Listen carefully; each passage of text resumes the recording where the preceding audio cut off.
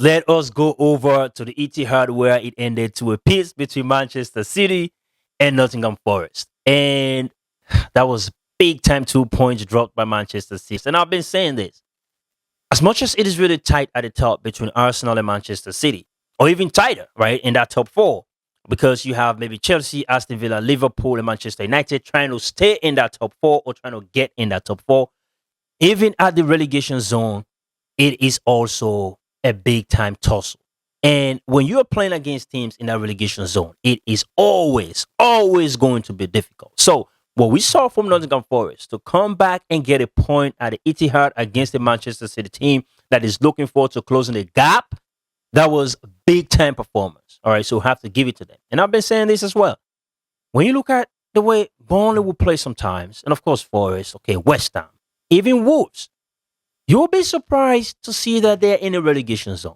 So again, credit to those teams. Unfortunately, 3 teams will be relegated at the end of the season, right? But they are competing very well, and the least of what you want to see in a professional sport is a team actually giving their all, and that is what we're seeing. So what Forest did to Manchester City might as well just, tilt the title race, because Manchester City is now 7 points behind Arsenal.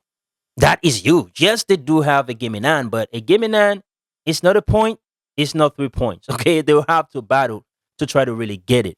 And I've been talking about pressure, but not just for Arsenal. In my previous videos, I also mentioned that Manchester City might be feeling the pressure themselves, despite the fact that they have a winning coach, they have a group of winning players, they have the winning mentality. But the way they've been celebrating games, right, at the end of those second halves, especially the second halves, which we have experienced, that they've not been playing as well as they were playing in the first half, or they're not really finishing games. They're not putting teams away. All right, teams are able to stay in a game and hang in there and at least get a point, or even threatening to get a point. But that has not been convincing for Manchester City, and that is exactly what we saw from Nottingham Forest. So they were able to get a point. And for Manchester City, they have very difficult fixtures coming up.